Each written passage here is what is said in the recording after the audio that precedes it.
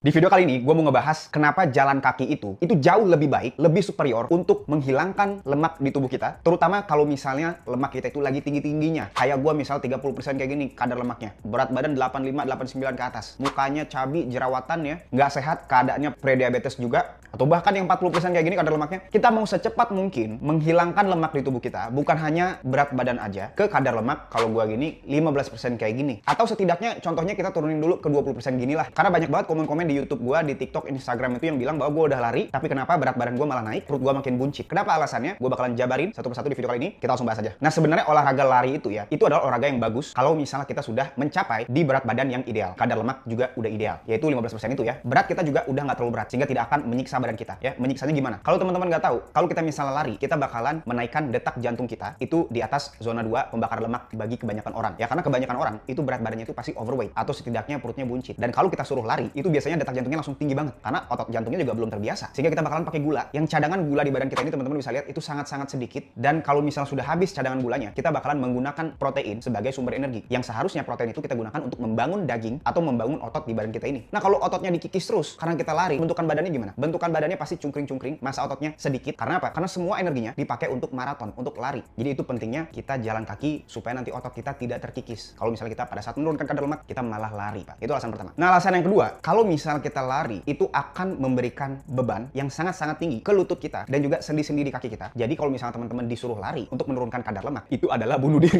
ya. Nah, alasan yang ketiga, ini penting banget. Karena apa? Karena misalnya kalau kita mau membakar kalori lebih banyak, energi lebih banyak biar lebih cepat turunnya. Kalau dengan jalan kaki, kita bisa tambah aja durasinya. Nggak masalah. Oke, kita nggak akan ngalamin cedera. Kalau kita lari, kita tambahin durasinya, kemungkinan cederanya itu semakin tinggi lagi, Pak. Bukan hanya kemungkinan cederanya semakin tinggi. Ini alasan yang keempat ya. Kita bakalan jadi cenderung jauh lebih lapar. Karena cadangan gula di tubuh kita ini kita habisin semua untuk energi untuk lari. Ini alasan yang keempat kita kenapa nggak lari kalau kita lagi fat loss ini. Kita bakalan cenderung lebih gampang untuk pengen yang manis-manis atau makan karbohidrat. Alasan yang kelima, ini yang terakhir, untuk susah berada di dalam keadaan kalori defisit. Jadi kalau misalnya kita olahraganya latihan beban, lari, jalan kaki, apapun olahraganya, kalau misalnya kita udah olahraganya banyak tapi berat badannya naik, itu dikarenakan karena kita tidak berada di dalam keadaan kalori defisit. Yang artinya kita mau mengeluarkan energinya itu lebih banyak dibandingkan kita masukin energi dari makanan. Jadi alasan yang kelima, kita jadi susah berada di dalam keadaan kalori defisit, makanya kita wajib untuk ngelakuin jalan kaki itu. Nah, teman-teman bisa tonton video yang ini ya, pola latihan jalan kaki yang gue sempat bahas juga di Pertamina ya, gue sempat jadi pembicara di Pertamina. Nah, kalau misalnya teman-teman mau mulai nih ya kan, penurunan berat badan yang paling efektif, kayak misalnya klien gue ini ya, itu selama 1 bulan gue coaching, itu turun 11 cm dan berat badannya turun 10 kg. Nah, kalau misalnya teman-teman nih pengen dibimbing langsung dari gue